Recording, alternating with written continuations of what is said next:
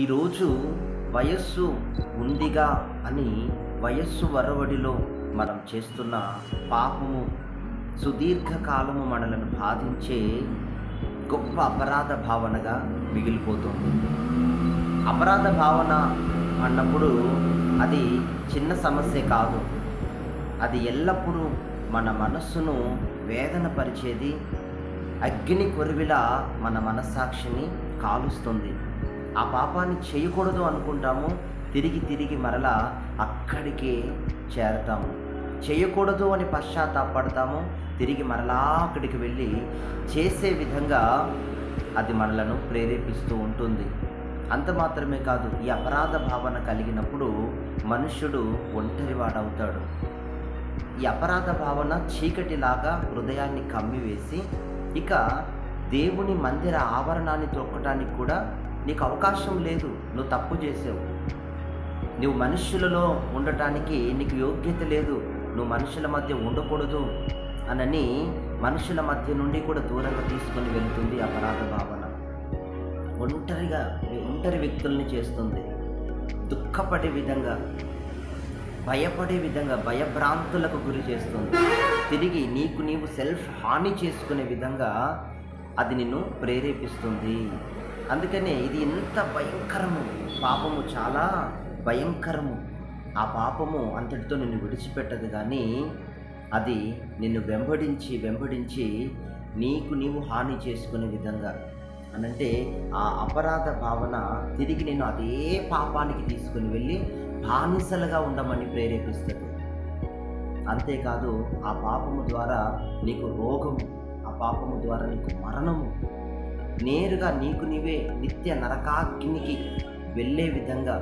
అంటే లోకములు అంటారు కదా, తిరిగి రాని లోకాలకు అని అంటారు కదా, అంటే నిత్య నరకాగ్నికి ఆహుతి అయ్యేటట్లుగా, యుగాలు నిత్య నరకాగ్నిలో పడేటట్లుగా ఆ పాపము నిన్ను నిత్య నరకాగ్నికి చేర్చే వరకు మౌనంగా ఉండదు.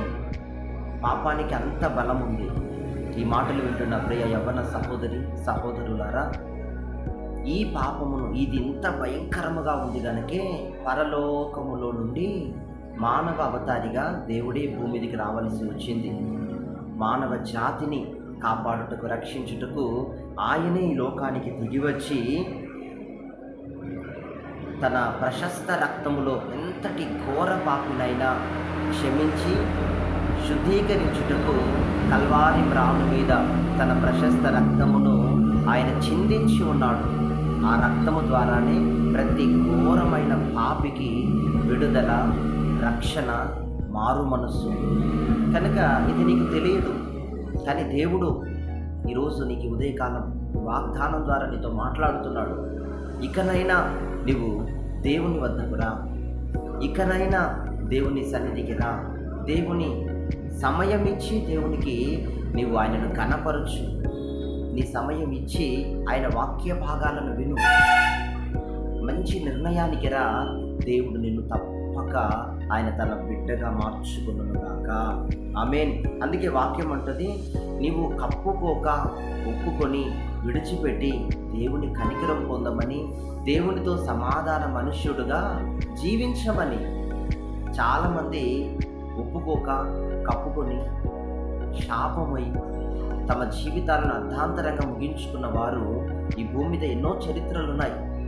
కానీ వారి వల్లే నీవు కాకూడదు అని ఒక గొప్ప ఉద్దేశముతోనే దేవుడు నీతో మాట్లాడుతున్నాడు. నీవు నీ ఆత్మ యుగాలు దేవుని రాజ్యములో సూర్యుని వలె యేసయ్యతో కలిసి యుగాలు జీవించాలని ఒక గొప్ప కాంక్షతో దేవుడు నీతో ఈ మాటలు చెప్తూ ఉంటున్నాడు. బైబిల్ గ్రంథములో అక్షరాల రాయబడింది.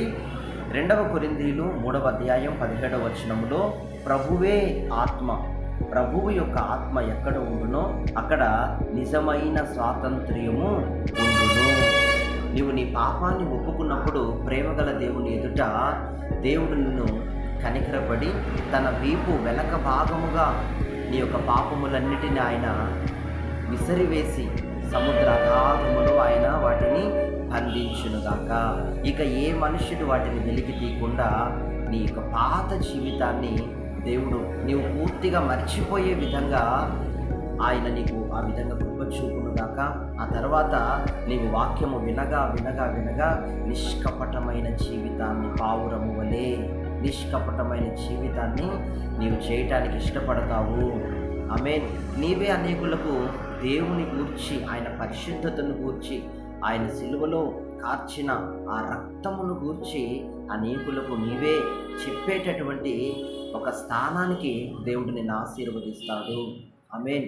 ఈరోజు నీ జీవితం వయస్సు ఒరవడిలో ఏమేమి చేశావో, ఎక్కడెక్కడ తప్పి తిరిగావో, చేయకూడని తప్పైన కార్యాలు ఏవేవి చేశావో గుర్తుపెట్టుకో. అది నిన్ను బాధిస్తాయి, అవి నిన్ను వెంటాడుతాయి. నీ జీవితాన్ని నాశనపరిచే వరకు అవి నిద్రపోవు. కాబట్టి ఇకనైనా దేవుని వద్దకు వచ్చి క్షమాపణ అడిగి ఆయన మన కొరకే చిందించిన ఆ ప్రశస్త రక్తముతో మనం ఆయన కనికరాన్ని కోరినప్పుడు, ఆయన సన్నిధిలో ఒప్పుకున్నప్పుడు దేవుడే ఆ ప్రశస్త రక్తముతో మనల్ని కడిగి శుద్ధీకరించి శుభ్రపరిచి తన కుమారుడుగా కుమార్తెగా ఈ లోకంలో జీవించడానికి మనల్ని అర్హులను చేస్తున్నాడు. దేవునికి స్తోత్రం కలుగును గాక. ప్రతి భారము నుండి నిన్ను విడిపిస్తాడు. నీవు ఒప్పుకున్న తరువాత ప్రతి భారము నుండి నిన్ను విడిపిస్తాడు. పరిశుద్ధాత్ముడే స్వయంగా నిన్ను నడిపిస్తాడు. పాపము ఎరుగని పవిత్రమైన మార్గాల్లో వాక్య భాగాల ద్వారా నీతో మాట్లాడుతూ నిష్కపటమైన ఒక పరిశుద్ధమైన జీవితాన్ని చేయటానికి దేవుడు నీకు కృపను అనుగ్రహిస్తాడు. నిజమైన స్వతంత్రం వైపు నడిపిస్తాడు. అప్పుడు నీ జీవితం చాలా సంతోషంగా, ఎంతో ఆనందముగా, క్రీస్తులో నిబ్బరముగా, నిమ్మలముగా, సుఖ సౌఖ్యముతో నీవు లోకంలో సాగుతావు. మహాపరిశుద్ధుడా, జీవము గల తండ్రి, ఉదయకాలం ఎందు నిమిత్తం మీరు ఈ వచనముల ద్వారా మాట్లాడుతున్నారు.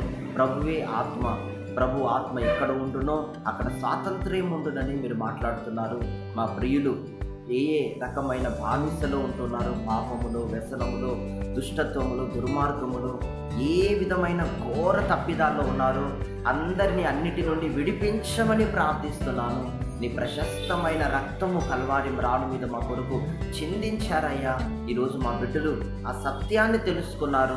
ఇక విడిపించబడటానికి, నిత్య నరకాగ్ని నుండి నిత్య జీవము వైపుగా అడుగులు వేయటానికి ఈ లోకములో వారికి కావాల్సిన స్వతంత్రతను పరిశుద్ధాత్మదేవా ఇప్పుడే శీఘ్రముగా ఒక్కొక్కరికి మీరు దయచేయమని ప్రార్థిస్తున్నాం. ప్రతి కట్లు తెగిపోవునుగాక, ప్రతి బంధకాలు ఊడిపడునుగాక, వారి పాత జీవితం అంతా మరువబడునుగాక, దేవుని వాక్య భాగములు వారి జీవితములు క్రియ జరిగించునుగాక, ఇంకా అనేక నూతన ఆశీర్వాదాలు వారి తలల మీదికి నూతనముగా వచ్చునుగాక అని ప్రార్థిస్తున్నాం.